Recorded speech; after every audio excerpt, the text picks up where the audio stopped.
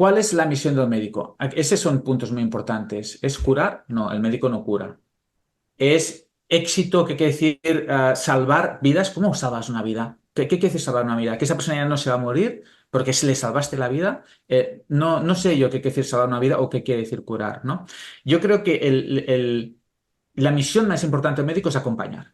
Pues mira, yo estoy aquí contigo, tú vienes a mí, confías en mí, yo estoy aquí, y si haces una meteorragia, pues yo voy a acompañarte. Y si al final tengo que sacarte el mioma o la matriz, no es porque se tenga que hacer esto, es que no sé más.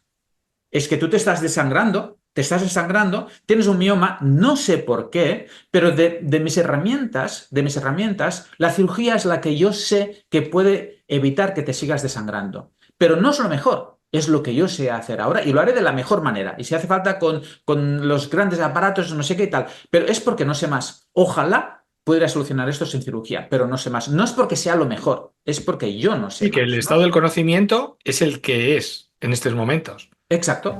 Pero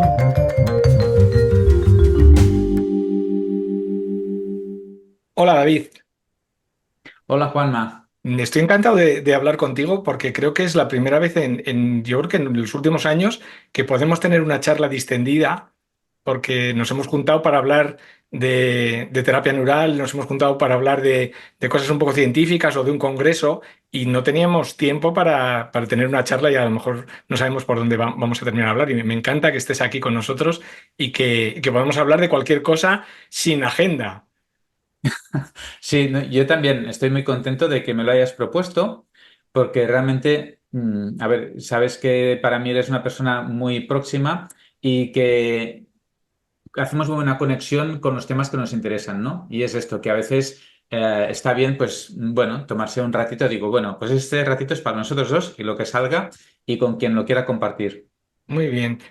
No te conocen o habrá gente que no te conozca. Bueno, habrá más gente que te conozca a ti que la que me conoce a mí, pero estamos hablando con David Viñes, que es una autoridad mundial en terapia neural, luego diremos que es la terapia neural, que además dirige el máster de la Universidad de Barcelona de terapia neural, lleva muchos años detrás de este máster, ha formado a cientos, no sé si a miles de alumnos en todo el mundo, no solo aquí en España, sino en Nueva York, en Latinoamérica, en muchos sitios que además, no sé si el nombre correcto es, presides la Fundación para la Investigación de Terapia Neural, Exacto, sí, sí, sí.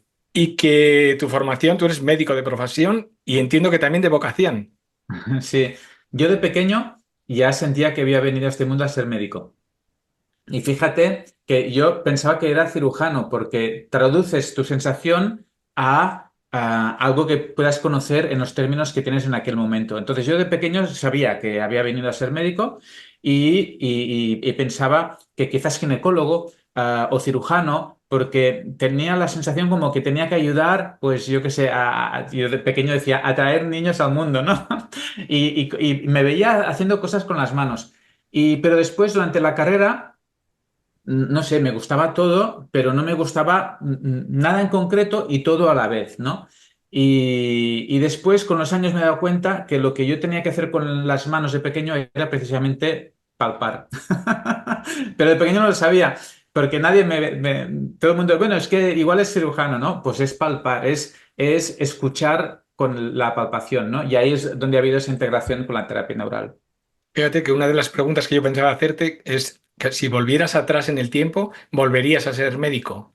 Sí, sí, es que yo he venido a este mundo a eso. O sea, eso lo tienes claro, ¿no? Como tu el Ikigai, o Y esto que dice la gente, ¿no? Lo que le da sentido es ser médico.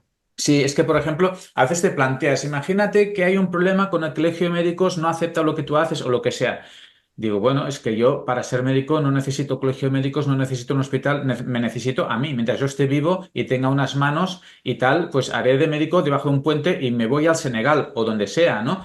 Pero tú para ser médico, yo me acuerdo mucho del libro de El médico de Noah Gordon, ¿no? Sí. Y él hace de médico durante la caravana. No, tú no necesitas, tú eres médico y tienes una vocación y una formación y ya está. A ver, tengo unas hierbas, utilizo hierbas, no tengo nada, utilizo las manos, haré osteopatía, haré lo que sea, ¿no? Pero siempre, Es como un sacerdocio que luego no puedes dejar de ser, ni tienes un horario. O sea, eres así las 24 horas y probablemente ya te mueras así. Sí, exacto, porque tienes claro que ese es el driver que tú llevas, ¿no? Y para los que no saben qué es pero has hablado de palpar, ¿qué es la terapia neural? La terapia neural se define como podríamos decir, un método médico que, que utiliza el anestésico local con una intención diagnóstica y terapéutica, ¿no? Es decir, lo que haces es medicina, no es medicina de un tipo o de otro, medicina es medicina, ¿no? Y dentro del método diagnóstico, pues hay muchas maneras de diagnosticar. El anestésico local te permite diagnosticar también porque al inyectarlo tú interrumpes el flujo de información de un lugar concreto temporalmente y si ese flujo es un flujo patológico, un flujo que provoca dolor o provoca otro tipo de enfermedad o de disfunción, si tú lo interrumpes, ¡pum!, ves rápidamente una consecuencia, ¿no? Esa consecuencia puede ser la desaparición de un dolor o la desaparición de cualquier síntoma. Entonces, en el momento que tú haces esto, ya tienes el diagnóstico. Mira, yo interrumpo en esta fibra nerviosa la transmisión de un estímulo patológico y hay una mejoría del síntoma. Ahí tienes el diagnóstico. Yo qué sé, ese diente tiene que ver con ese dolor cervical. Esa cicatriz de la cesárea tiene que ver con un dolor lumbar, ¿no? Porque pinchas allí, interrumpes ese estímulo y hay una mejoría del dolor. Entonces, eso es diagnóstico. Después, y esto lo puedes aplicar a cualquier tipo de especialidad médica, ¿no? Es decir, el uso del anestésico local con una intención diagnóstica. Y después tienes la parte terapéutica, es decir, bueno, yo voy a utilizar un anestésico local con una intención terapéutica, no anestésica, nunca anestésica. El anestésico local, como muy bien sabes, tiene como un estigma, ¿no? Que es que le pusieron la palabra anestésico. Por lo tanto, todo el mundo se piensa que es un anestésico. Y no, podríamos decir que es un fármaco, que entre otras características es la de provocar un efecto anestésico temporal en el nervio, pero tiene muchas otras características. Entonces, la terapia neural sería el uso de estas sustancias, anestésicos locales, para intentar que básicamente el sistema nervioso encuentre su equilibrio funcional. Es decir, quien permite el equilibrio de las funciones en el organismo, en gran parte es el sistema nervioso, sobre todo el sistema nervioso autónomo o vegetativo, ¿no? Que mantiene el funcionamiento de las diferentes vísceras y sistemas. Y a la vez, el sistema nervioso autónomo hace de puente entre esa parte emocional, como seguro que hablaremos, y la parte física. Entonces, ahí, en ese sistema nervioso autónomo que está regulando todo, ¿por qué a veces aparecen síntomas, patologías, enfermedades? ¿No? Pues porque alguna cosa ha pasado, pero siempre habrá una implicación del sistema nervioso vegetativo. Entonces, la terapia neural simplemente quiere ayudar al sistema nervioso vegetativo a recuperar su función, quitándole habitualmente cargas. Claro, has hablado de información, es que ahora justo estoy leyendo un libro de osteopatía también de Alan Berger y habla mucho de la información y de cómo funciona el cerebro y lo que es la información. Entonces, la enfermedad sería como una mala información. O sea, en la transmisión de información de unos órganos a otros o de ese sistema nervioso vegetativo que controla todo, hay un defecto en la información y bloquearíamos esa información errónea para ver si empieza el sistema otra vez de nuevo a funcionar con una información correcta. Sí, de hecho, el sistema nervioso tiene, bueno, y el organismo en general, ¿no? Tiene una capacidad que es la de retroalimentación. Entonces, continuamente nos estamos retroalimentando para aprender, para adaptarnos. O sea, la adaptación es fundamental. Cuando la OMS define la salud como un estado de bienestar físico, psíquico, y social, y no solo la ausencia de enfermedad, ya empezamos mal, ¿no? Es decir, la vida no es un estado, es un proceso. Entonces, encontrarse siempre bien física, psíquica y socialmente, esto es imposible, es inviable, ¿no? Entonces, el día que me siento mal o tengo un dolor, ya pierdo, hostias, tengo que recuperar ese estado. No, la vida es un proceso en el que hay invierno, verano, otoño, primavera, ¿no? Y un árbol no puede estar De continuamente momento, floreciendo, ¿no? Entonces, la enfermedad, de alguna manera, o sea, la vida o la salud es un proceso de adaptación constante. Entonces, si yo tengo frío, me adapto al frío. Si se me va a escapar el autobús, yo tengo que dilatar mis pupilas, acelerar mi corazón y acelerar mi pulmón y llevar sangre a los músculos para poder tomar el autobús a tiempo, ¿no? Pero una vez yo ya he llegado en el autobús, entonces mis pupilas se tienen que cerrar, mi corazón se tiene que relajar, no tengo que seguir como si siguiera corriendo detrás del autobús, ya tengo que adaptarme, ¿no? Entonces, eso es proceso de adaptación constante a todos los estímulos físicos, tóxicos, ambientales, ¿no? Eso forma parte de la salud.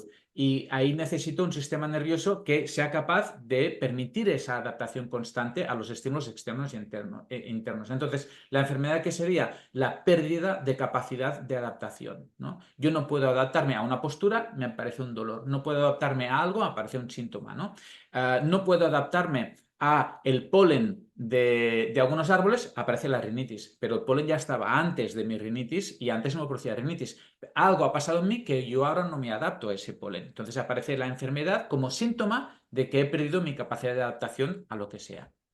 Y puede ser que, ahora estabas comentando lo del autobús, ¿no? Que subes al autobús, pero seguimos con las pupilas dilatadas y corriendo cuando ya nos hemos sentado. O sea, seguimos con el simpático activado todo el santo día, todas las semanas, los meses y los años, y al final eso genera enfermedad. Claro, y imagínate, ¿y si hubiera perdido el autobús? Imagínate, ¿y si hubiera perdido el autobús y después iría tarde al examen y después habría suspendido y mi carrera dependía? Entonces yo ya estoy dentro del autobús, pero sigo pensando qué habría pasado si habría perdido el autobús o entonces, yo qué sé, empiezo a pensar cosas que me siguen activando el sistema nervioso simpático, ¿no? Que ya hablaremos de esto, ¿no? El sistema nervioso simpático y parasimpático. Es decir, ¿qué pasa? Que vivimos en un estado permanente de alerta habitualmente, de actividad, de acción, ¿no? Fíjate que yo estuve 6 años trabajando en un geriátrico donde pude acompañar a varias personas en el proceso de morir. Y entonces, bueno, tenía una cierta experiencia en esto, ¿no? Porque pude acompañar a varias personas. Y entonces me acuerdo una vez que estaba ahí el hijo y la hija de la señora que se estaba muriendo y ya veías tú que estaba en los últimos minutos, ¿no? Y entonces yo estaba ahí con ella, le estaba como dando la mano, hablando con ella o acompañándola, hablando, no, no, porque ya no podía, pero acompañándola. Y oía a sus hijos decir, ¿pero qué hacemos? ¿Le llevamos al hospital? ¿Hacemos no sé qué? ¿A tal? Y yo hay un momento que me giro y digo, mirad, vuestra madre se está muriendo. No es cuestión de que hagáis cosas, porque igual se muere en la ambulancia, se muere en un pasillo en el hospital. En mi opinión es mejor que dejéis de hacer, de a ver qué hacemos y simplemente acompañar a que se muera, ¿no? Porque es como la sensación de que acompañar es no hacer, ¿no? El callar es no hacer. Y es como que bueno, se va a morir mi madre, pero yo hasta el final estuve haciendo todo lo posible y si hace falta llamar a 4 ambulancias, ¿no? No, lo Sí, que hay que hacer es, luchando, luchando. sí, esa sensación de como que lo bueno es actuar, actuar, actuar y como si acompañar y dar la mano no fuera suficiente, ¿no? Pero y tal vez vivamos unos tiempos un poco acelerados, ¿no? En general, en todo, todo es el tiempo. Yo creo que hay quien, sí, hay quien comenta además que estamos, que, porque el tiempo es un poco relativo, es como una cosa que fabrica el cerebro, pero no sé a quién leí hace poco que comentaba que probablemente la percepción del tiempo se haya acelerado en las últimas décadas. O sea, no corre el tiempo igual que corría hace 100 años o que corría hace 300 años. A pesar de que la vejez siempre nos da, ¿no? Conforme te vas haciendo mayor, todo se va acelerando, pero parece que la percepción, creo que hay gente que habla de biología cuántica y decía que la percepción del cerebro ahora tiene una aceleración del tiempo, el tiempo está pasando más rápido y no es algo, o sea, el tiempo es subjetivo y para nosotros está pasando más rápido que ha pasado en otras épocas del mundo. Claro, yo no puedo comparar, pero sí tomar conciencia a veces de que hay señales que dicen, ¡wala!, ¿no? ¿Qué percepción del tiempo estás teniendo? Veo en la agenda a un médico que viene a visitarse una vez al año. Él viene de la zona más cercana al Pirineo y viene por un tema que tuvo un problema, se solucionó, es tal, pero él quiere venir una vez al año pues para visitarse y tal, ¿no? Entonces, yo lo veo en la agenda y digo, uff, algo habrá pasado porque esta vez viene mucho antes, ¿no? Y cuando lo acompaño al despacho, le digo, hombre, ¿qué ha pasado que has vuelto tan rápido? Dice, no, David, vine hace un año como siempre, una vez al año. ¿Cómo que una vez al año? Miro en la agenda y hacía un año que había venido. Y digo, pero mi percepción es que hacía pocos meses. Digo, puf, ahí tienes una señal de lo que estás diciendo, ¿no? Sí, igual es porque hacemos demasiadas cosas, ¿no? Estamos como llevando muchas cosas a la vez. Yo sé que tú estás metido en 100.000 fregados, yo también, y a lo mejor, no sé, pero hace una semana he estado contigo en Sabadell y ahora ya casi es fin de semana y yo no he tenido percepción de que la semana, no sé, parece que no he hecho nada. De hecho, tengo mucho trabajo como atrasado y la sensación de que a ver si llega el fin de semana y aprovecho para hacer más cosas, no sé, igual esa vorágine en la que estamos todos o que nos han metido en esta rueda de hámster que comentaban otras personas, ¿no? Que estás en la rueda de hámster haciéndola girar y corriendo, corriendo, corriendo para no llegar a ningún sitio, porque en realidad estás, no sales de la rueda. Sí, bueno, lo importante es que llegues a tus objetivos. Y al fin y al cabo, esto yo creo que es lo que sirve. Eh, hay ciertas situaciones que te hacen pensar, ¿no? Y la típica de cuando alguien se muere y el cura o quien sea dice, o la gente ahí que ha ido al entierro dice, tuvo éxito en la vida, ¿no? Y claro, dice, esa tuvo éxito en la vida. Y yo me planteo, claro. eh, ¿Qué es éxito para ti? ¿No? Ya, ¿Qué ya, es? ¿No? ya. No, es que ganó mucho dinero, tenía 4 coches, 10 casas, no sé qué. Claro, ¿esto es éxito? Porque ¿en qué valoramos el éxito, no? Y a fin y al cabo el éxito es, oye, ¿te moriste satisfecho de lo que hiciste con tu vida? Sí, este es el éxito, ya está. El Sí, sí, resto, yo a veces también digo, si te dan una mala noticia y dices, ostras, que no he hecho algo que quería hacer, porque pensaba que lo iba a hacer dentro de 10 años o dentro de 20, sí, sí, sí. y si no te has quedado con ganas de nada, ¿no? Dices, bueno, puedes seguir haciendo cosas, pero que no te se quede nada en el tintero. Sí, sí. Si te vas satisfecho, has tenido éxito, ¿no? Ya está. Y en esto de la terapia neural, ¿qué es reciente? ¿Es algo antiguo? Sí, como bien sabes, el año que viene se cumplen los 100 años de la terapia neural, que en el fondo empezó mucho antes, ¿no? Se cumplen 100 años porque se considera, lo marcan como el inicio, cuando se publica el fenómeno en segundos y el campo interferente. Pero realmente la terapia neural, que significaría el uso diagnóstico y terapéutico de los anestésicos locales, nace con los anestésicos locales, ¿no? La procaína concretamente, que fue de los primeros anestésicos locales que se sintetizaron, se inició en 1904. Por lo tanto, llevamos ya como 120, un poco más de 120 años, ¿no? Entonces, ya los primeros autores empiezan a trabajar con utilidad anestésica, pero también con otros fines terapéuticos, los anestésicos locales. Entonces, este es el trayecto que lleva la terapia neural. Evidentemente, fue madurando, evolucionando, sistematizándose, viendo, aprendiendo experimentalmente. Es decir, la primera experimentación que se hace con terapia neural, la primera evolución es experimental, como mucho en medicina, ¿no? Es decir, es inyectar aquí, ves unos resultados en humanos, en animales, y así vas evolucionando. Pero claro, nosotros hemos podido, pues, tener toda esta experiencia de autores durante más de 100 años.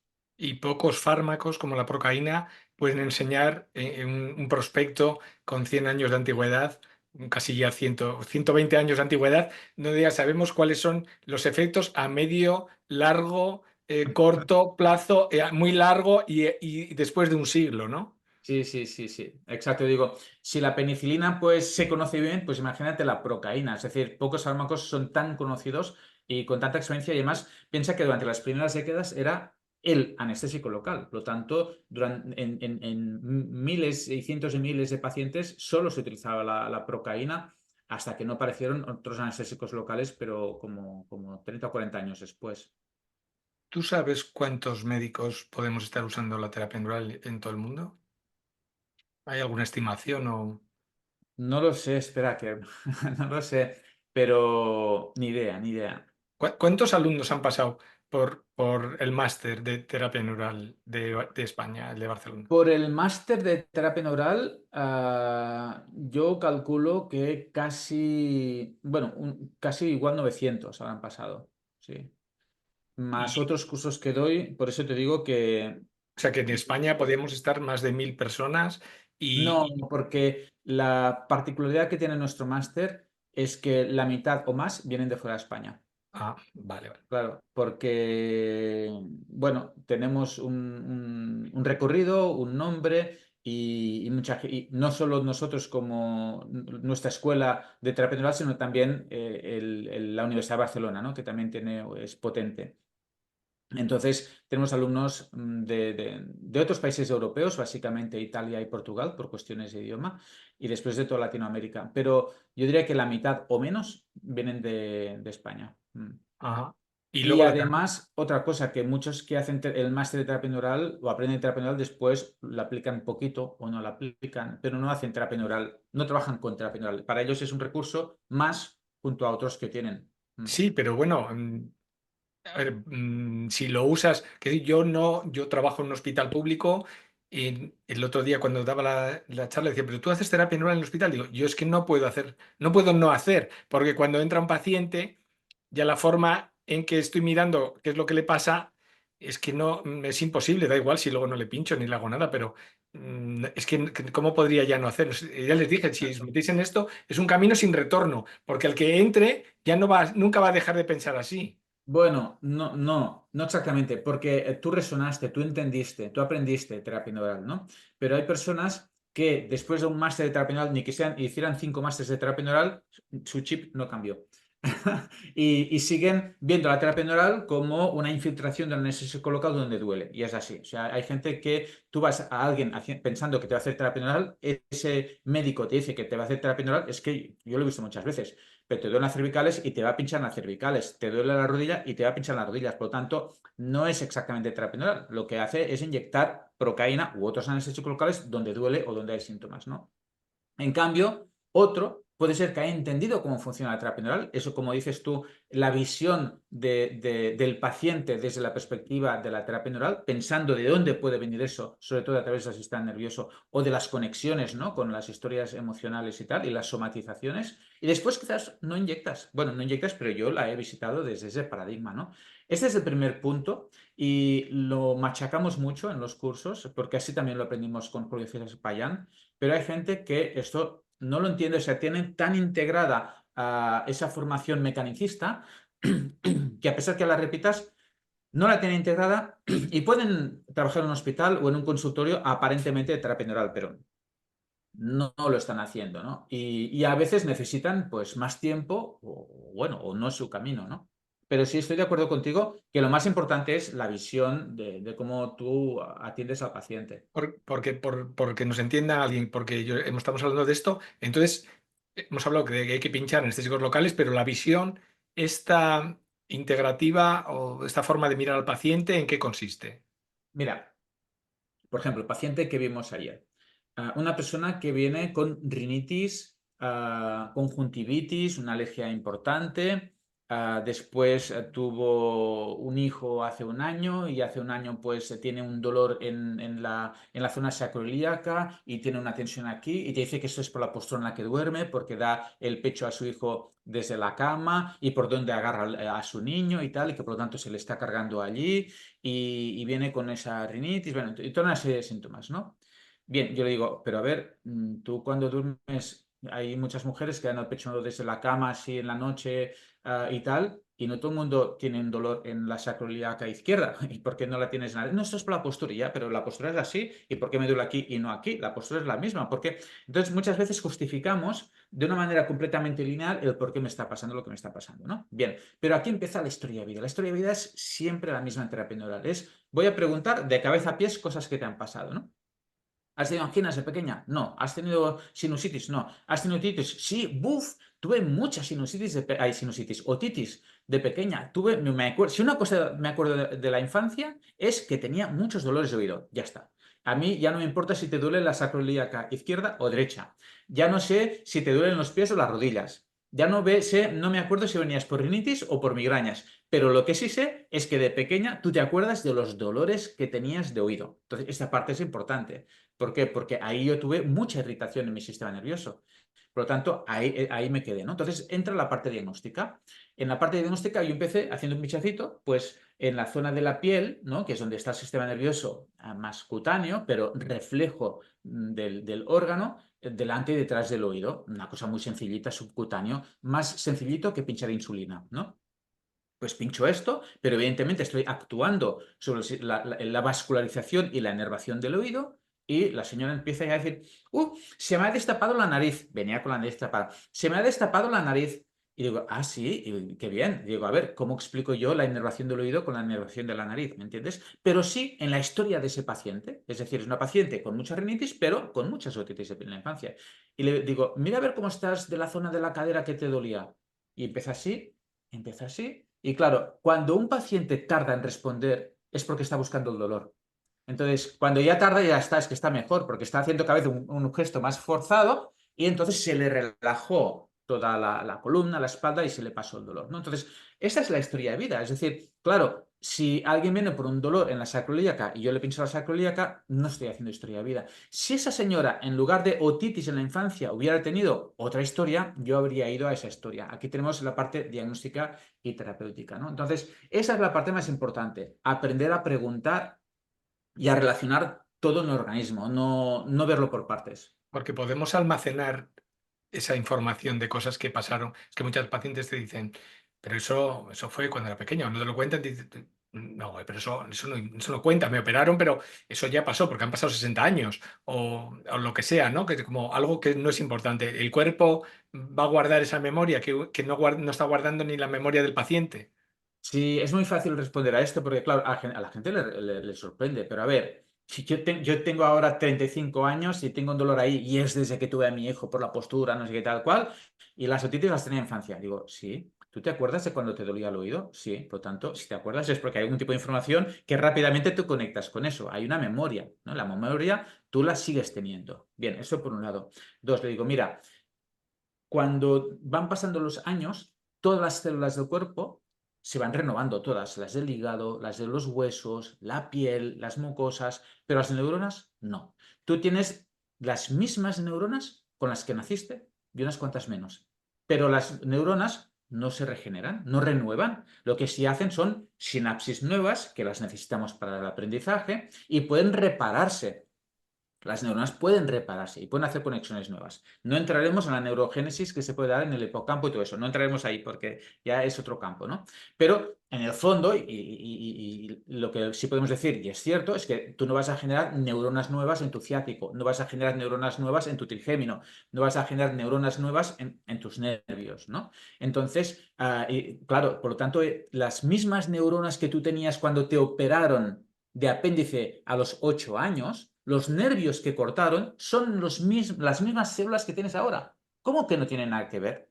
Si son las mismas células, ¿no? Y además, fíjate, tienes la cicatriz, ¿cómo no tiene nada que ver si ahora que tienes un dolor lumbar, un dolor cervical y tal, la cicatriz de la operación de los 8 años sigue estando ahí? Por lo tanto, sigue estando en tu cuerpo como cicatriz y los nervios que cortaron son los mismos, son las mismas células. Por lo tanto, tiene que ver. Y precisamente a veces yo a la gente le digo, mira, precisamente un defecto pequeño en un engranaje, multiplicado por millones de vueltas que da el engranaje, es cuando ya cada vez ese pequeño clic ya cada vez ya va a romper toda la máquina. O sea, un pequeño clic multiplicado, o una pequeña grieta multiplicado por muchos años, la grieta va creciendo. Pues muy interesante, pero a ver, te lo diré. Llamamos terapia neural y es terapia neural y odontología neurofocal, que suena un poco como un nombre pomposo, pero ¿por qué odontología? ¿Por qué no es terapia neural y traumatología o terapia neural y nefrología? Sí, completamente de acuerdo contigo. Yo creo que eso es un error que arrastramos. Arrastramos, fíjate que yo en el máster, por ejemplo, no ponemos terapia neural y odontología neurofocal, que al inicio sí, ¿no? Pero forma parte de nuestra evolución, porque así al principio lo aprendimos. Pero yo no intento no hablar de odontología neurofocal porque tendríamos que hablar de ginecología neurofocal, de urología neurofocal, de cardiología neurofocal y por lo tanto lo que sí hablamos es de terapia neural médica y odontológica, básicamente porque son dos carreras que por algún motivo, que podemos hablar de eso si quieres, las separaron. Pero no vamos a hacer terapia neural y odontología no focal, hacemos terapia neural. Y desde Y la por- boca, desde el oído, desde el ano o desde el tubo digestivo. sí, Pero, cada uno pero desde su hacemos terapia posición. neural. Sí, Sí, sí, que eso, sí. que cada uno desde su posición, desde su especialidad o desde su visión. Sí, lo importante es que tú, si eres ginecólogo, mires la boca y que el odontólogo, el dentista, pregunte por las menstruaciones también. No, esto no va conmigo. ¿Cómo que no? Igual tiene que ver con la piorrea, igual tiene que ver con el bruxismo, igual tiene que ver con esa caries, igual tiene que ver con esa infección. Pregúntale, igual si tiene muchas infecciones de orina o muchas infecciones vaginales, tiene que ver con esa gingivitis o estos herpes que les han... ¿No? Quizás. Ya, además que complica mucho la vida porque todo tiene que ver con todo. O la simplifica porque precisamente te abres y te ayuda a entender. Es decir, hay gente que viene precisamente con una situación muy complicada porque en los últimos años le han aparecido muchas enfermedades, ¿no? Y el otorrino porque tiene acúfenos, y al dentista porque tiene bruxismo, y al traumatólogo porque le ha salido un dolor cervical que le han dicho que es una hernia discal. Y después ahora tiene unas migrañas y de vez en cuando ve unas lucecitas, por lo tanto ha ido al oftalmólogo y al neurólogo. Y no sé, entonces, claro, lo ve todo muy complicado porque ¿qué me está pasando? Que me están viniendo tantas enfermedades, ¿no? Y después tú empiezas a relacionarlo y es que no tienes tantas enfermedades. Aquí tú tienes una y estás descontrolando tu sistema nervioso y están apareciendo señales por todos tus órganos. Entonces, lo que más bien es simplifica y ayuda a entender lo que está pasando, ¿no? Te ayuda a entender que realmente es una cosa que te está pasando manifestada por diferentes partes del cuerpo. Los pacientes entienden que un dentista les pregunte por la menstruación o que un ginecólogo les pregunte por el estado de la boca. Esto lo entiende más el paciente que el médico. Es decir, un paciente lo entiende. Si tú se lo explicas, la mayor parte de pacientes lo entiende. Ahora, cuando tú lo dices a un médico o a un odontólogo, a veces son más reticentes, ¿no? Porque les cuesta entender, porque estamos entrenados para eso, estamos muy entrenados, ¿no? Ya, ya, porque Pero el eso paciente es. habitualmente sí, sí, sí, lo entiende bien. Bueno, los pacientes a veces describen las conexiones y somos nosotros los que les decimos, no, pero eso no tiene nada que ver. Sí, yo juego mucho con eso, les hago muchas bromas. Por ejemplo, cuando me preguntan, he notado esto y cuando aprieto noto que me duele más la zona lumbar. ¿Tiene que ver? Y digo, no, no tiene nada que ver. Dice, vale, vale. Digo, a ver, un momento, un momento. Si un médico te responde esto, o sea, levántate y te marchas, ¿no? O, bueno, primero pregúntale, doctor, ¿puede demostrarme científicamente que no tiene nada que ver? Y verás que no puede. Por lo tanto, a ver, usted me está dando una relación sin evidencia científica. Entonces, el paciente, fíjate cómo tantas veces se desempodera para empoderar al médico que cuando nota algo en su cuerpo y lo pregunta, si el otro le dice que no puede ser, dice, bueno, entonces lo que estoy notando no puede ser, ¿eh? Tengo que dejar de notar lo que estoy notando porque el médico me ha dicho que no puede ser. No, lo que pasa es que el médico no lo entiende ni se lo plantea, ¿no? Pero fíjate que muchas veces yo juego mucho con los pacientes, ¿no? Les digo que no a cosas, que creo que sí, pero para que se den cuenta de que, a ver, no reniegues de lo que tú sientes solo porque el otro no lo entiende. Bueno, pues usted no lo entenderá, pero a mí esto me pasa. Y si no está escrito, escríbalo usted si quiere. Pero eso a mí me pasa. Ya, lo Es que que no pasa es que está publicado. tienes ese sentido del humor que lo muestras en las clases y que te lo he visto también en la consulta, que luego hay que pillarlo también, claro. Sí, sí, Porque, sí. porque a veces el sentido del humor hace que desbloquea estas situaciones, ¿no? Sí, sí, sí. Y el sentido del humor y también la motivación, ¿no? Porque a veces me motivo mucho. Ya, ya. Pero sí es verdad, mira, esta mañana me ha pasado con una paciente que me estaba contando una cosa que parecía que me era incoherente, pero yo estaba a punto de decirle, no, pero al final la única especialista en su cuerpo es usted. O sea, Así es. es la que más sabe. Si usted dice que le está pasando eso, porque sí, ha sido una paciente que me decía que tenía un dolor, ella notaba que cuando tenía una ovulación de un lado, era el lado derecho, y el dolor le irradiaba a la rodilla izquierda. Y yo digo, pues me parece perfecto. Pues si usted lo dice, es que es así. Yo no voy a discutirlo, porque es que la especialista en su dolor y en su irradiación es usted. Yo lo único que lo apunto, es que me han dicho que eso es muy raro. Digo, sí, efectivamente, pero es así. Y la especialista es la paciente, la que sabe dónde se le irradia y además no es extraño, habrá conexiones del ovario derecho con la rodilla izquierda y al revés. Sí, y si no está escrito, pues simplemente se tiene que describir ahora. Y ya está. Porque, ¿qué pasa? O sea, ¿tú eres científico o lector de ciencia? ¿Vale? Porque es que no está demostrado, ¿vale? Pues demuéstralo tú, descríbelo tú. Es que mucha gente va de científico y no lo es. Son lectores de ciencia, ¿no? Y además, se lo han leído todo, porque si alguien quiere leerse todo lo que está publicado, necesitará unas cuantas vidas, ¿no? Y la parte emocional, yo es que no, claro, el otro día hablaba también de una descripción de un psiquiatra que dice que no hay salud mental, que salud solo hay una y que no hay mental y físico, pero influye tanto las emociones, influye lo mismo que esa esa otitis de pequeño influye en las emociones pasadas también en el estado de salud actual. Sí, por ejemplo, si a algún paciente sale ese tema, le digo, no tiene nada que ver, y lo mismo, ¿no? Me cree, pero a ver, ¿cómo usted acepta que alguien le diga que sus emociones no tienen que ver con su cuerpo, ¿no? O sea, usted alguna vez ha estado con ansiedad, claro, ha tenido miedo, sí. Simplemente ha visto alguna película que le haya provocado terror o pánico, sí. ¿Cómo está su cuerpo?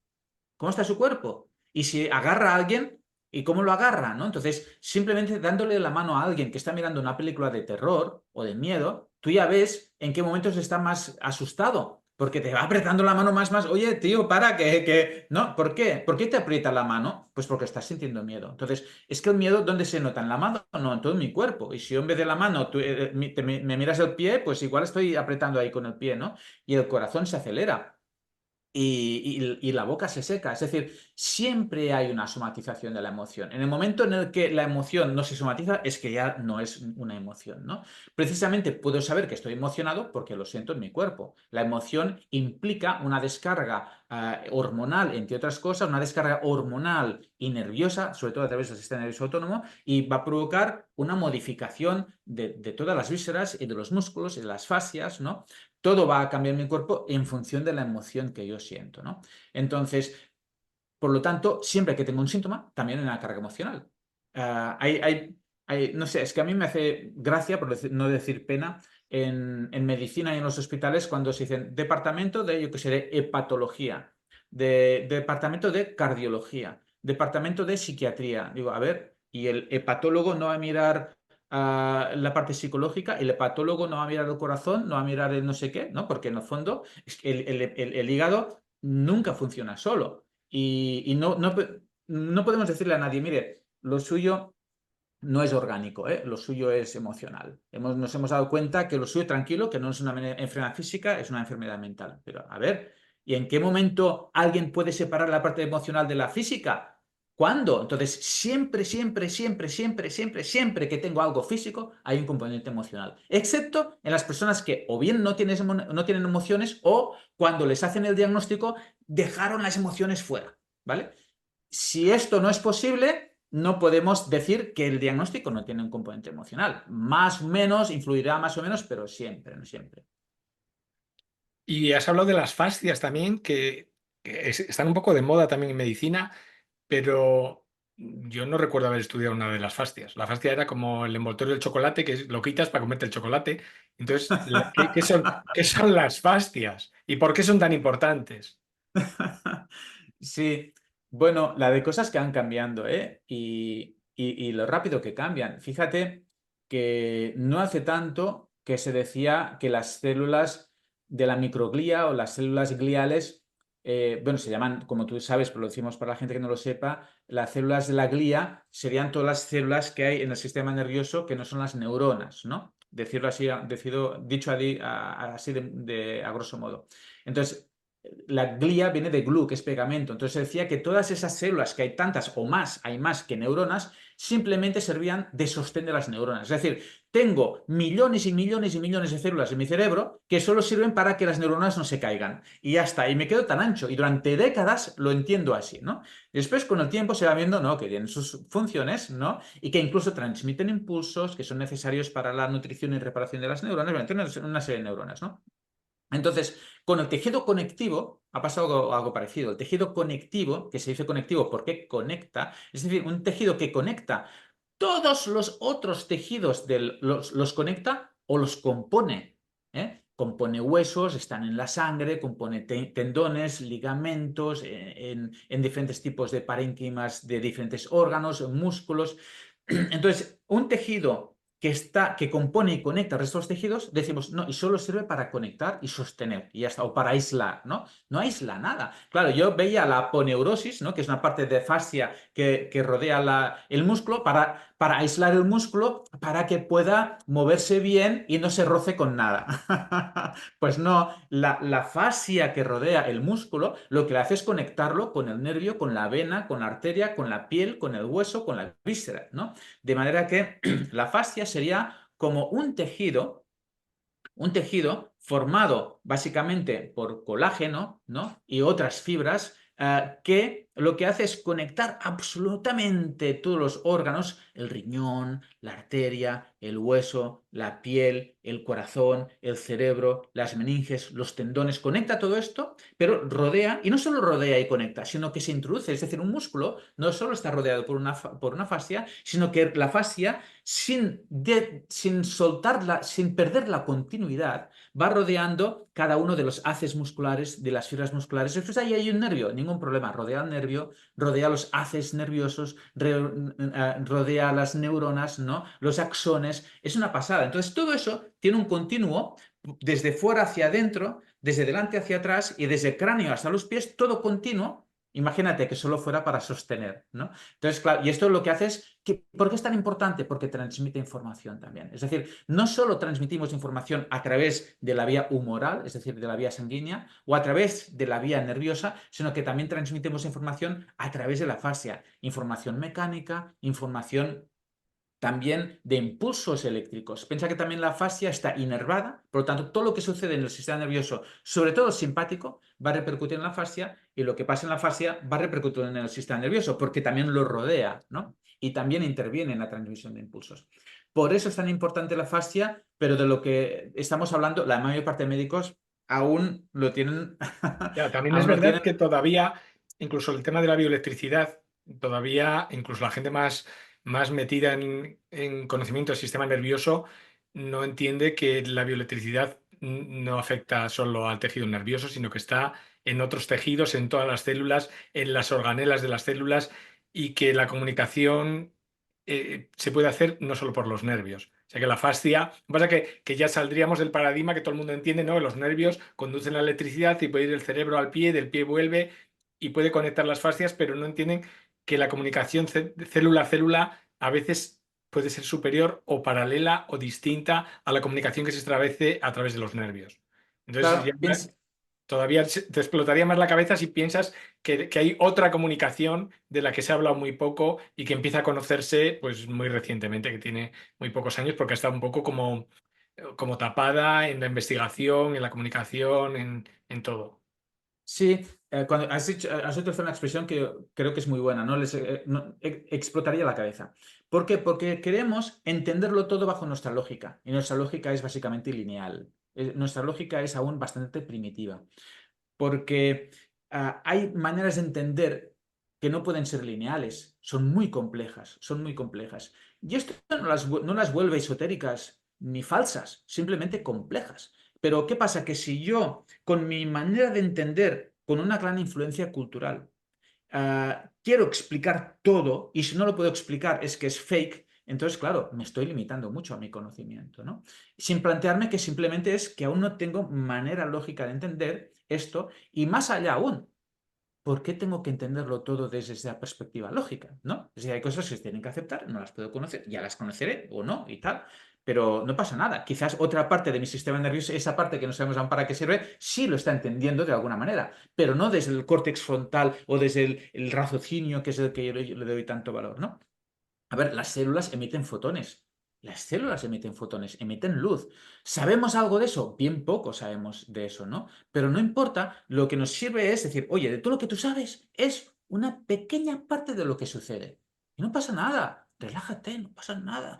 No te vuelve tonto, no te vuelve tonto, te vuelve un poco más humilde, Eso ¿vale? te Un iba a poco decir, más que no, humilde. no, no tonto, pero tienes que ser más humilde. Porque cuando has dicho que conocemos un poco, en realidad es que conocemos mucho menos que un poco de lo que está sucediendo. Es que apenas sabemos nada. O sea, sí que Sí, hemos elaborado teorías y parece que hemos avanzado mucho. Yo les digo a mis alumnos también en las clases de medicina, es que parece, estamos en 2025 y parece que sabemos mucho.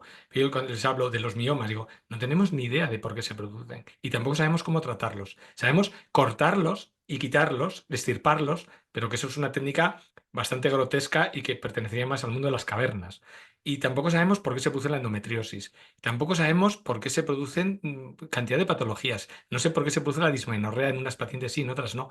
Casi no sabemos nada y solo sabemos tratarlo con anticonceptivos, que es como el comodín del ginecólogo, como es el corticoide el comodín del dermatólogo. Entonces, si no sabemos casi nada, a pesar de que estemos llenos de aparatos, y tecnología, y operemos con un Da Vinci o lo que sea, es que estamos en mantillas, no sabemos ni lo que estamos haciendo.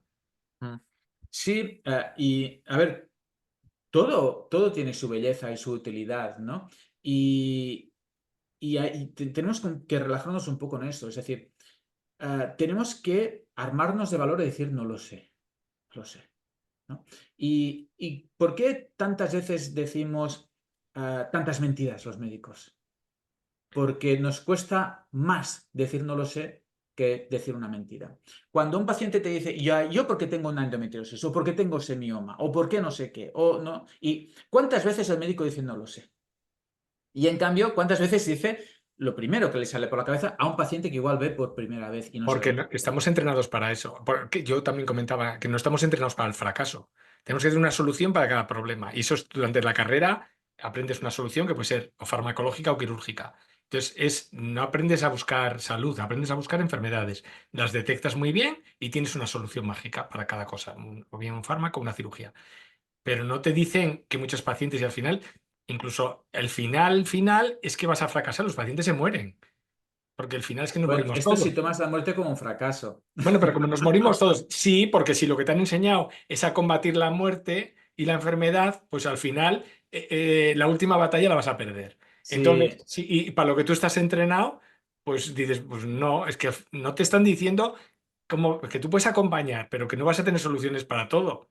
sí, es que Pero nos esa tienen... parte no está en la educación Sí. de la carrera, no estás... Bueno, es que las partes más importantes quizás no se hablan, ¿no?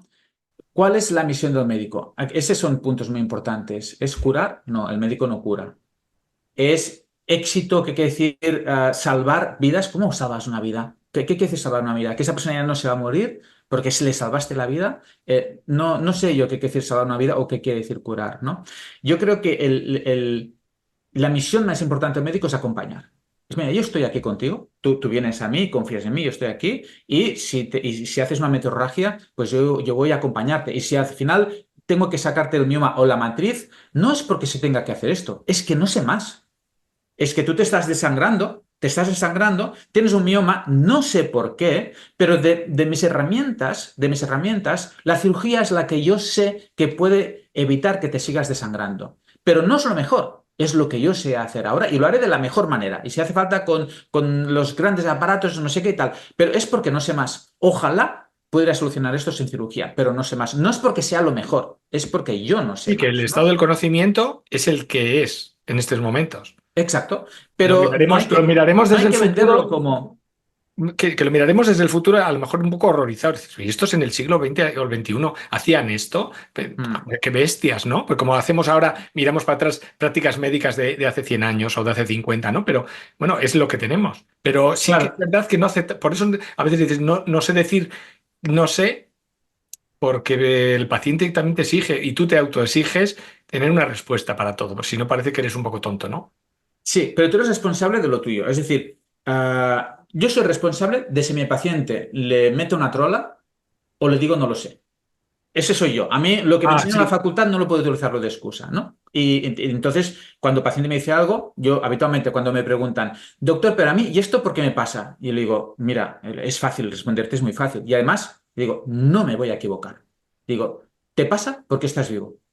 Punto. Si no estuvieras vivo, esto no te pasaría, ¿de acuerdo? Pero, ¿y eso por qué me ha salido? Digo, mira, tampoco me voy a equivocar en la respuesta. Te voy a responder de una manera cierta, no lo sé. Entonces, entre esto te pasa porque estás vivo y no sé más y no lo sé, yo no me equivoco, ¿de acuerdo? Pero además soy sincero. Digo, y a partir de ahí te puedo dar mi opinión en función de lo que yo sé, de cosas, pero será mi opinión, no es el por qué te pasa esto, ¿no? Pero a lo que iba antes de acompañar al paciente es que si yo sé dar antibiótico y sé o hacer terapia neural o sé la terapia neural no es lo mejor y la cirugía no es lo mejor, pero es lo que yo sé hacer para ayudarte. Entonces lo importante es, hago esto porque es lo que yo sé hacer y miramos cómo te va. Lo importante es que después de la cirugía yo te siga acompañando. No, te he operado, yo te he curado tu metrorragia, ya no sangras, yo te he curado y ya está. siguiente, y después a ti te empieza a venir un dolor lumbar, empiezas a tener psoriasis, empiezas a tener insomnio y ya vas a otro médico porque el ginecólogo te curó de tu metorragia. Ya no haces hemorragias vaginales, ¿sí? Y ahora como tienes otra cosa, voy a otro médico. No, no, no. El acompañar es, si te sucede algo después, lo tengo que relacionar porque yo he tenido una acción en ti y por lo tanto tengo que ser acompañante. Y si en todo ese proceso te estás muriendo, no vamos al fracaso. El fracaso sería dejar de acompañar al paciente. Eso es un fracaso, ¿no? Es yo te acompaño y hasta que la vida nos acompañe, ¿no? Otra cosa que aprendí contigo en los cursos es que da igual la terapia neural, que cualquier tratamiento funciona a veces y depende, ¿no? Sí, eso viene también, lo aprendí con Julio César Payán y hay gente que incluso de entrada le puede molestar porque estamos tan acostumbrados a las respuestas y además rápidas, ¿no? Es decir, ¿y ese dolor lumbar por qué es? Y bueno, porque por la edad, ¿no? O sea, ¿cuál es la edad? Y ya está. ¿Cómo que por la edad, no? O sea, la edad no es la enfermedad, la edad no duele, ¿no? ¿O esto por qué te pasa? Por la postura. Bueno, porque, pero ¿cuánta gente hay con la misma postura? O esta postura hace muchos años. Siempre damos una respuesta rápida, ¿no? O esto te pasa porque tienes la hernia discal. Bueno, pues ¿por qué tengo una hernia discal? ¿Y toda la gente que tiene hernia discal tiene dolor lumbar? No. ¿Toda la gente que tiene dolor lumbar tiene hernia discal? No. Entonces, algo más habrá. Entonces, habitualmente el médico da una respuesta muy rápida y eso no puede ser cierto. Es decir, si tenemos variables genéticas, hereditarias, alimentales, posturales, medioambientales, de enfermedades previas, bla, bla, bla, bla, bla, bla, bla, bla, y tenemos tantos factores que nos están condicionando, como alguien cuando te pregunta por qué me pasa lo que me pasa, puedes dar una respuesta tan rápida. Yo eso lo comparo a aquella persona que salía por la televisión y le metían ahí un montón de cifras a ver, haz la raíz cuadrada o multiplica eso. Y hacía, oh, 4, oh, 5, oh, 8. Y sumaba un número infinito de números, ¿no? Y te daba el resultado en un minuto, ¿no? Digo, yo comparo al médico que da esa respuesta rápida con esto. A ver, variables genéticas, hereditarias de edad, te pasa por esto. No. O tienes esa capacidad, o eres tan sabio que has podido valorar tantas variables como tiene esa persona para dar una respuesta cierta y rápida, o te lo has inventado, ¿no? Entonces, el a veces y el depende es el que te lleva a decir, mira, sí, muy bien, tú tienes una hernia discal, pero a veces provoca dolor, a veces no, y depende de muchos factores, y ahí es donde entramos, ¿no? Y hay que aceptar esa incertidumbre, y hay que aceptar que cada persona es diferente y que todos somos raros. Ahí está el a veces y depende, ¿no? Porque en el fondo todos somos raros, no hay nadie igual que nosotros, ¿no? Y esto hay que aceptarlo, hagas lo que hagas, sea terapia neural o lo que sea. Y no es ni bueno ni malo, es Es así, lo que es. es lo que es. Muy bien. Quería hablar también de la fundación, porque ¿qué es la Fundación para la Investigación de la Terapia Neural? Mira, cuando hacía yo pocos años, quizás 2, 3 años que estaba haciendo terapia neural, me acuerdo de una señora que vino con un dolor lumbar y llevaba ya un trayecto de médicos con ese dolor bastante invalidante y me acuerdo que le pinché la cicatriz. Lo que no me acuerdo es si era de cesárea o de histerectomía. La cuestión es que le pinché la cicatriz suprapúbica y ¡pam! Desapareció inmediatamente el dolor, ¿no? Lo cual no es nada mágico, simplemente es que el dolor venía de esa cicatriz, ¿no? Que está encima del pubis y los nervios esos vienen de la zona lumbar. La cuestión es que la señora, cuando le desaparece el dolor, me mira y dice, ¿por qué no me han hecho esto antes? Yo he ido ya a grandes hospitales, he ido a varios médicos, ¿por qué no me han hecho esto antes? Yo digo, mira, no te lo han hecho porque no lo conocen. Entonces, yo ahí tuve claro que parte de mi función no era solo tratar pacientes, también era dar a conocer lo que yo sabía y lo que yo estaba experimentando, porque se podía llegar a más pacientes si había más médicos y odontólogos que trabajaban esto, ¿no? Pero después, una vez ya llevas 2 décadas haciendo formación a cientos de profesionales, muchos te dicen, ostras, David, es que yo trabajo en un hospital, pero no me dejan aplicarlo porque me dicen que no hay evidencia. Y cada uno va teniendo dificultades para aplicarlo por falta de evidencia. Evidencia hay, ¿eh? Evidencia hay. Y como sabes, publicamos un artículo sobre la evidencia científica de la terapia neural y los mecanismos de acción en una buena revista que es Clinical Medicine. Y entonces, Sí, hay evidencia, hay algo de evidencia, pero no tanto concreta en terapia neural y hay que investigar mucho. Entonces me pongo, digo, bueno, pues ya me puse en la parte de hacer medicina, me puse en la parte de hacer docencia, pues ahora, como tanta gente me ha dicho, yo haré investigación, la gente que hacía el máster y que estaban en hospitales, en universidades, yo haré una investigación, y yo cada vez, ¡wala! Mira, tal va a investigar, tal va a investigar, y al final nadie investigaba, o prácticamente nada por investigar. Digo, bueno, pues me voy a tener que poner a investigar yo que no era de este mundo, ¿no? Entonces hice un máster en neurociencias y me puse en el tema de investigación. Entonces diseñé incluso un ensayo clínico, después durante el COVID diseñamos otro ensayo clínico que lo aprobó un comité ético, pero después siempre nos topábamos con, vale, ¿y quién financia esto? ¿Quién financia esto, no? Entonces, yo lo que no quiero es que lo financien laboratorios y también me encontré con algunos lobbies que te decían, nosotros te financiamos, pero después tú tienes que seguir un poco las normas de ese lobby y eso, ellos van a utilizar todo esto para su fin. Y digo, yo no quiero esto.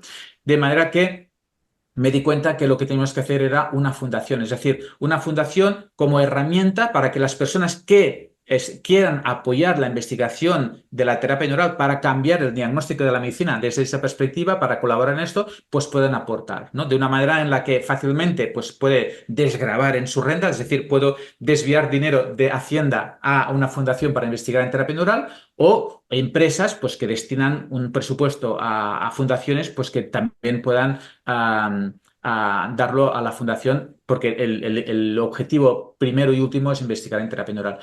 Pero hay muchas dificultades para encontrar financiación, la verdad. Ahora Porque estamos en ese al momento. final la evidencia necesita dinero. Sí, desgraciadamente sí, pero yo siempre digo, eso no tiene que ser un problema, porque en el mundo hay dinero, en el mundo hay mucho dinero. La cuestión es para qué se utiliza el dinero. Pero en el mundo hay mucho dinero, o sea, lo que vale un cohete, ¿me entiendes? Lo que vale una bomba Pero nuclear. igual hay que hablar con Elon Musk, igual tiene alguna lumbalgia o tiene un Pues problema digestivo o vete las a cosas en la saber. vida funcionan así, ¿eh? Al final. Bueno, no sabemos quién puede estar escuchando esto, no sabemos quién, o sea, a veces el mundo te sorprende, a veces para bien. Sí, a veces funciona así, que alguien o esa persona o un familiar tiene un problema, tú le puedes ayudar y dice, bueno, yo tengo mucho dinero y doy a veces para diferentes causas, pues bueno, investigar más sobre eso, más que nada para que pueda repercutir en más personas que sufren de eso, ¿no? O lo que sea. Hay una web del Instituto de Terapia Neural, que luego pondré los enlaces abajo en los comentarios, y no veo el momento de que tenga un reloj que vaya descontando día a día hasta el momento que se publique el libro de terapia neural, en el que yo también he colaborado en lo que he podido y que sé que tú has dirigido y que va a ser como un parto. De momento el embarazo está siendo muy largo, o a mí se me está haciendo muy largo, y no veo el momento de que pongas un contador en la página en el que ponga los días. Hay que poner una fecha, decir, este día va a ser el parto y que vea cada día cómo se descuenta un numerito del contador ese. Sí, la verdad es que, a ver, nos han dicho en la editorial que el libro que estamos escribiendo entre tantos autores de tantos países saldrá en mayo probablemente, ¿no? En mayo del 2025. Casualmente, si es que existen las casualidades, unas semanas antes del Congreso Mundial de los 100 años de la terapia penal que se celebra en Alemania. ¿Y no te animas a poner el contador ese de 31 de mayo, Lo- fecha de vale. parto? Sí, podríamos ponerlo, si digo, ¿y Como, qué como día? Porque fecha, tampoco... como decimos los ginecólogos, fecha probable de parto, 31 de mayo. Es que no veo el momento de ver ese libro, de tenerlo en mis manos. Pues estaría bien, sí, sí, estaría bien. Y bueno, entregamos ya toda la parte de textos, trabajamos ya mucho la parte de ilustraciones y ahora estamos en la parte de vídeos. Y bueno, sí, pero con muchas ganas de que salga y lo va a aprovechar tanta gente eso. O sea, va a Y va ser a un pegar libro los que va a años. tener, me imagino, con algún código QR para acceder a vídeos online. Claro, piensa que muchos médicos han aprendido terapia neural con libros alemanes traducidos al español y fotocopias de esos libros y viven en pueblos o en zonas rurales, en diferentes, sobre todo, países latinoamericanos y han aprendido de esta manera porque no tienen más recursos o posibilidades igual de hacer otro tipo de formación y en base a eso están pinchando pacientes. Y entonces, claro, ponerte en un libro que además será muy asequible en el que haya una actualización de conceptos, de técnicas, y además con vídeos, porque no es lo mismo aprender con una foto que con un vídeo, pues yo creo que será un gran avance y de mucha ayuda para toda esta gente, ¿no? Evidentemente, lo ideal es hacer una formación, ya lo sabemos, y larga y tal, pero sabemos que no todo el mundo que va a aplicar terapia penal, y son médicos, evidentemente, médicos, odontólogos o veterinarios, y en algunos países enfermeras, pues lo van a poder aplicar, pues como mínimo, si no pueden hacer un buen curso, a menos con un buen libro. Y además que sea un libro que acompañe a los cursos, a cualquier curso que se haga en cualquier país. Y aparte de este libro, ¿tú eres lector de libros que no sean de ensayo? ¿Lees novelas? ¿Tienes tiempo libre para la lectura? ¿Eres lector?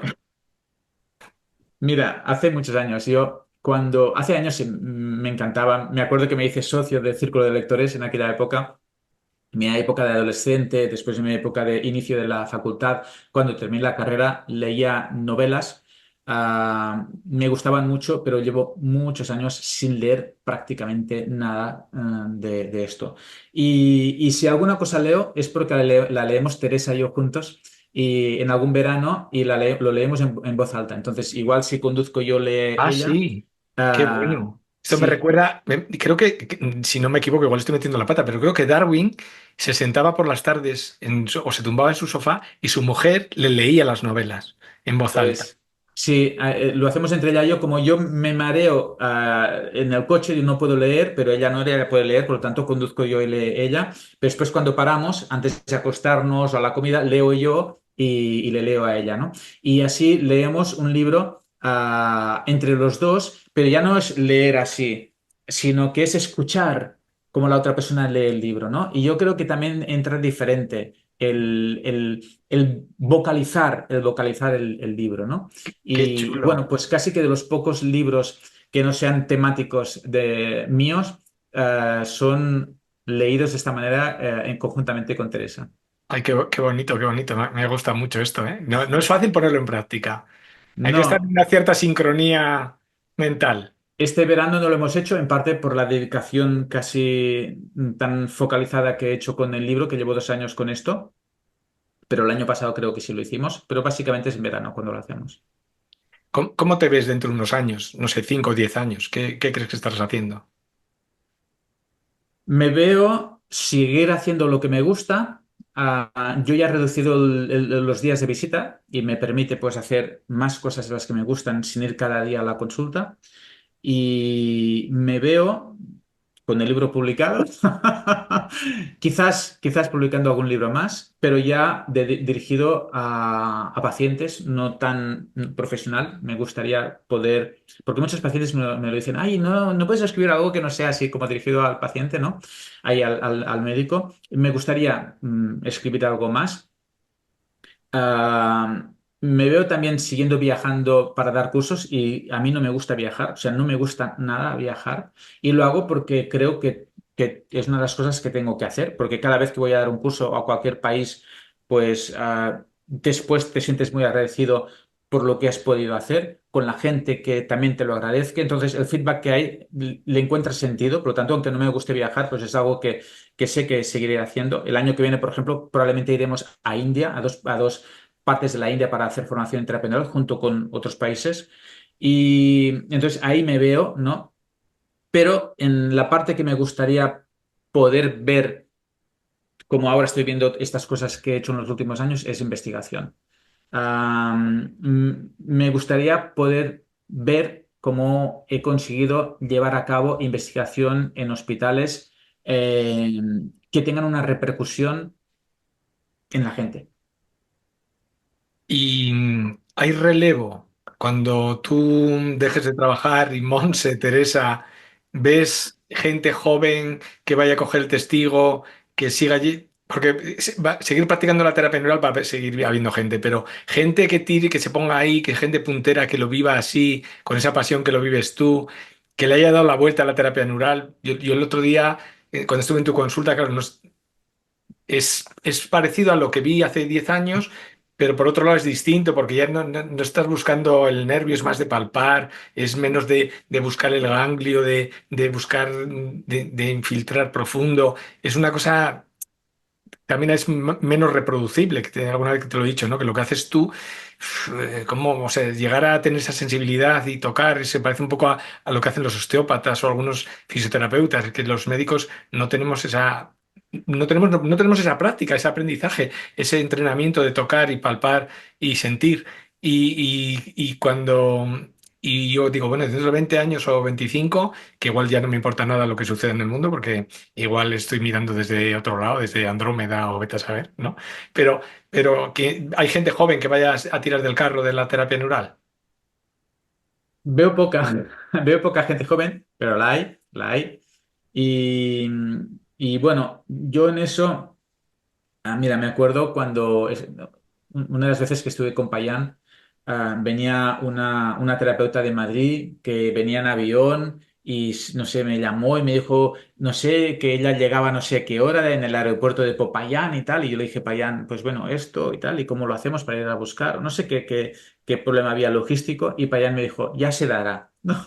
Yo pensando, coño, pues nada, cuando me llame la compañera de Madrid le diré, ya se dará, ¿no? Y al final se dio, no sé cómo fue, pero se dio, ¿no? Y Bueno, sí, dejar sucedió. las cosas en manos de, que decía antes, de la providencia, ¿no? Sí, es el confiar, ¿no? El ya se dará, es confiar. A ver, si no, si al final todo eso está por encima nuestro, ¿no? Y entonces yo, mira, claro, organicé el Instituto de Terapia Neural, donde ahora estamos, pues yo qué sé, 12 personas haciendo terapia neural, digo 12 igual somos más. No hay otro centro en el mundo con tanto terapeuta neural trabajando conjuntamente, no lo hay, ¿no?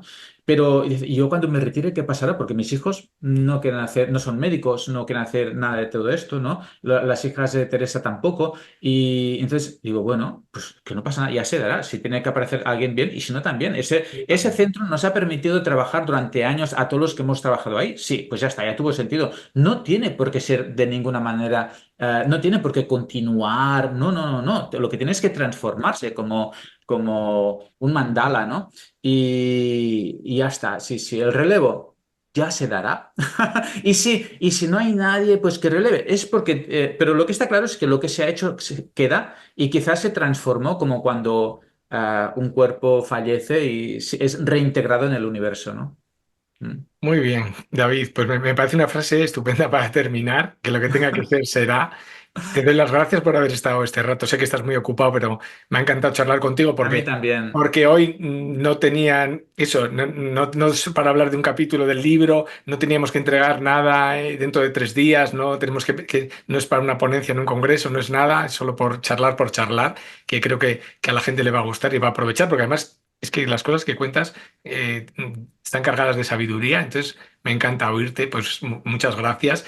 Creo que después del libro a lo mejor hay que hacer otra quedada para celebrar que tenemos ya el libro en nuestras manos y poder compartirlo.